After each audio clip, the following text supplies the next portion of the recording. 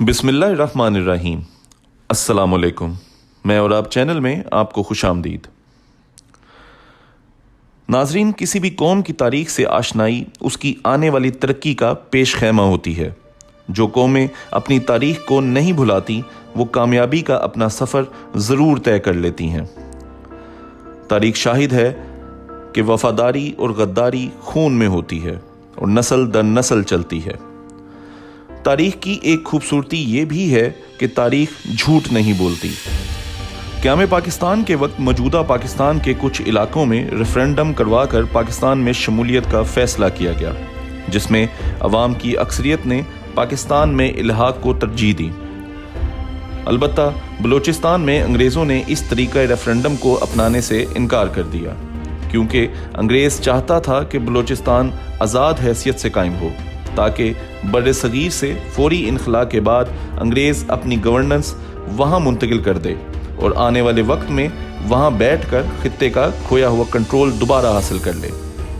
इसीलिए बलूचिस्तान में अवामी रेफरेंडम करवाने की बजाय शाही जिरगे के अक्सरियती वोट के फैसले के तरीक़ाकार पर अमल करते हुए पाकिस्तान में शमूलियत के फैसले का ऐलान कर दिया गया। मौजूदा पाकिस्तान के लिए ये एक नहायत हसास नोयत की ऐसी साजिश थी कि अगर शाही जिरगा पाकिस्तान में इल्हाक से इनकार कर देता तो जुग्राफियाई एतबार से पाकिस्तान बहुत कमज़ोर वजूद के साथ आज़ाद होता।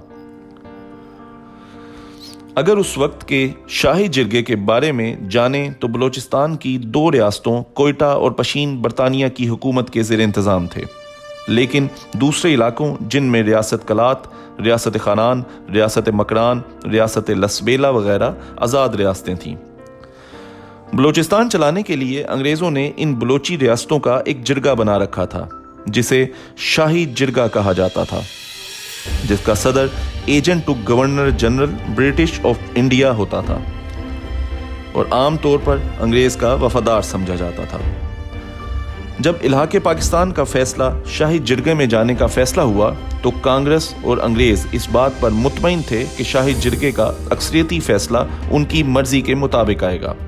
ये सूरत हाल चंद कबायली लीडरों के लिए काबिल कबूल ना थी, क्योंकि वो पाकिस्तान के साथ इल्हाक के हामी थे। उस वक्त काकर कबीले के सरबरा नवाब मोहम्मद खान जोगेज़ई ने अहम किरदार अदा किया और अपने हम ख्याल सरदारों जो पाकिस्तान में इल्हाक चाहते थे को इकट्ठा करके इल्हाके पाकिस्तान के हक में मुहिम शुरू कर दी। दूसरी तरफ अब्दुस समद अचकज़ई अलल ऐलान कांग्रेस की हिमायत में सामने आ गए और क़याम पाकिस्तान की मुखालफत करते हुए लॉबिंग शुरू कर दी। नवाब मोहम्मद खान की हिमायत में जमाली कबीले के सरदार मीर जाफ़र खान जमाली आगे आए और इलाके पाकिस्तान की हिमायत कर दी। दूसरी तरफ अब्दुस समद अचकज़ई ने जिरगे के सरदारों को रिश्वत के तौर पर कहना शुरू किया कि अगर वो पाकिस्तान की हिमायत नहीं करते तो हिंदुस्तान की हुकूमत जिरगे को फिलफोर नकद अदायगी में 18 करोड़ और 4.5 करोड़ रुपए सालाना स्पोर्ट फंड अदा किया करेगी। ये इतनी पुरकशिश ऑफर थी कि बहुत से सरदारों का फैसला डगमगा सकता था। इसीलिए नवाब मोहम्मद जोगेज़ई और मीर जाफ़र खान जमाली ने फर्दन सरदारों के पास जाकर इलाके पाकिस्तान में शमूलियत करने की मुहिम को तेज़ कर दिया।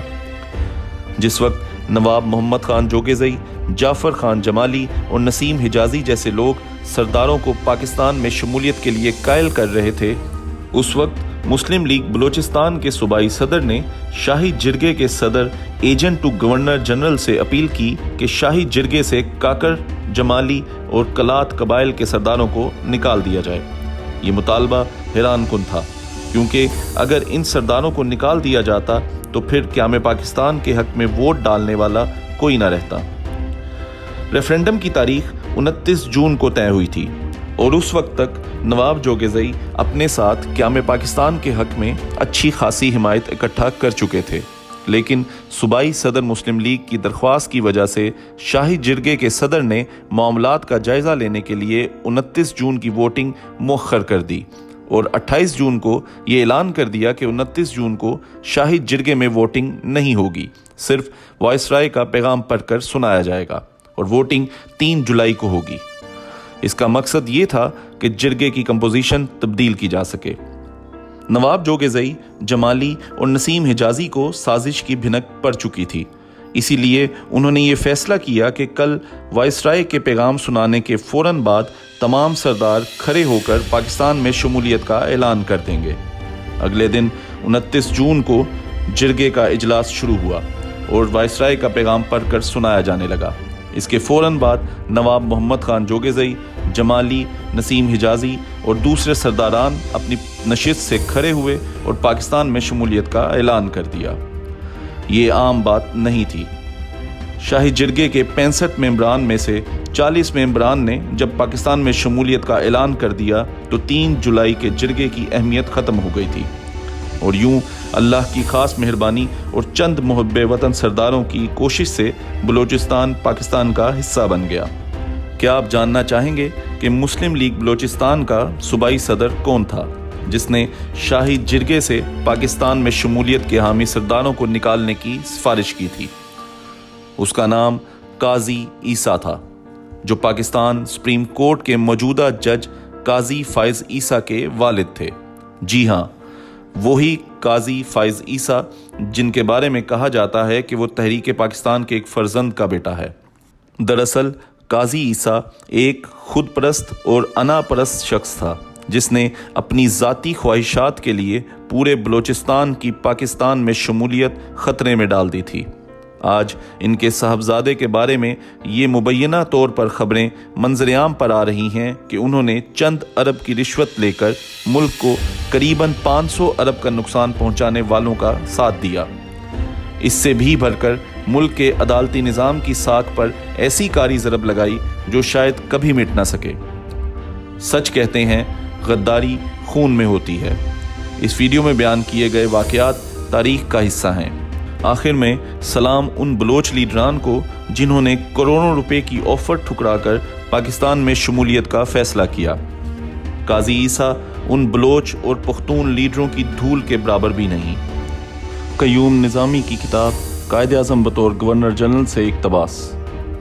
अगर आपको हमारी कोशिश अच्छी लगी हो तो चैनल को लाइक और सब्सक्राइब ज़रूर कर दें। अल्लाह हाफ़िज़।